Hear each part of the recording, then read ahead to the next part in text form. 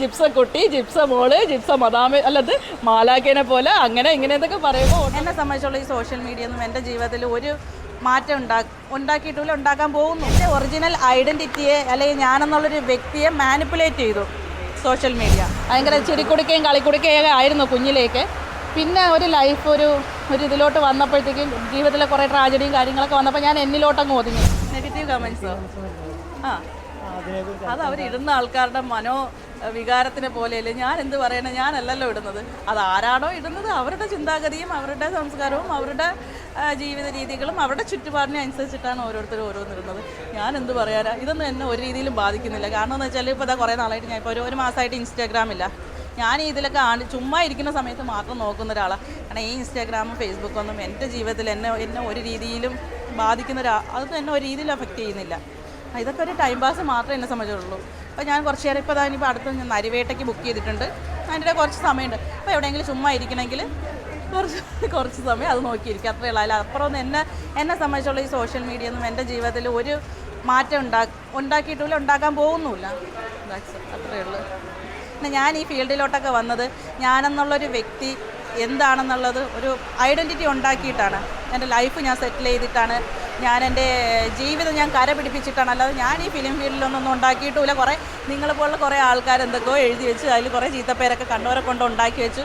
ശരിക്കുമുള്ള എൻ്റെ ഒറിജിനൽ ഐഡൻറ്റിറ്റിയെ അല്ലെങ്കിൽ ഞാനെന്നുള്ളൊരു വ്യക്തിയെ മാനിപ്പുലേറ്റ് ചെയ്തു സോഷ്യൽ മീഡിയയിൽ കൂടി. അത്രയേ ഉള്ളൂ. അത് എന്നെ ഡയറക്റ്റ് അറിയുന്നവരോ അല്ലെങ്കിൽ എൻ്റെ കൂടെ വർക്ക് ചെയ്തവരോ എൻ്റെ കൂടെ പഠിച്ചവരോ ആരുമില്ല. അവർക്ക് ഞാൻ ആരാണ്, ഞാൻ എന്താണ്, എൻ്റെ ഐഡൻറ്റിറ്റി എന്താണ്, എൻ്റെ ക്വാളിഫിക്കേഷൻ എന്താണ്, എൻ്റെ ക്വാളിറ്റി എന്താണ്, അത് അവർക്കറിയാം. പിന്നെ എവിടെയോ കിടക്കുന്ന ഞാനുമായിട്ട് യാതൊരു ബന്ധവും ഇല്ലാത്ത, എൻ്റെ ജീവിതത്തിൽ ഒരു ചലനവും സംഭവിപ്പിക്കാൻ പറ്റാത്ത ആൾക്കാരെ ഞാൻ എന്തിനാ അവരുടെ പിന്നാലെ പോയി എൻ്റെ സമയം മെനക്കെടുത്തണം? അറിയേണ്ടവരൊക്കെ അവിടെ ഇരുന്ന് പറഞ്ഞോട്ടെ.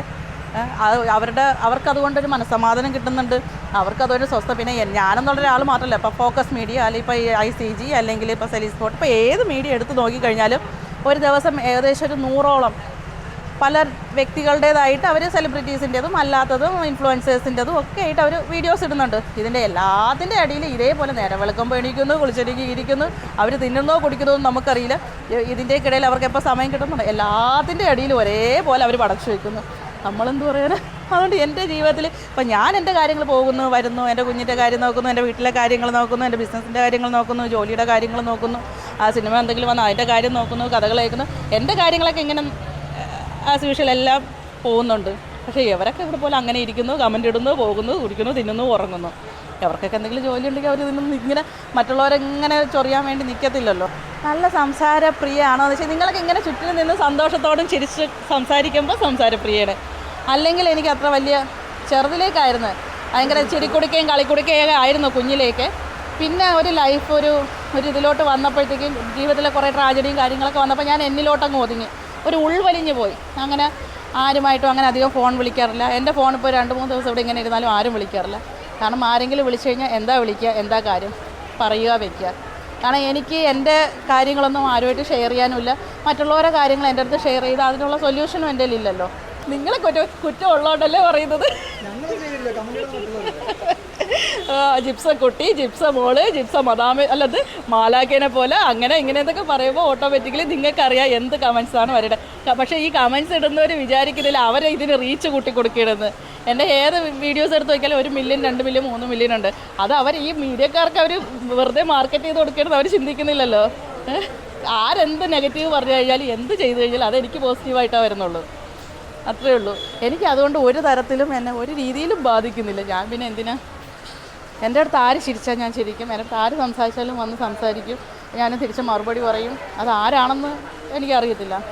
എൻ്റെ അടുത്ത് നല്ല രീതിയിൽ ബിഹേവ് ചെയ്ത് കഴിഞ്ഞാൽ ഞാനും തിരിച്ച് നല്ല രീതിയിൽ ബിഹേവ് ചെയ്യും.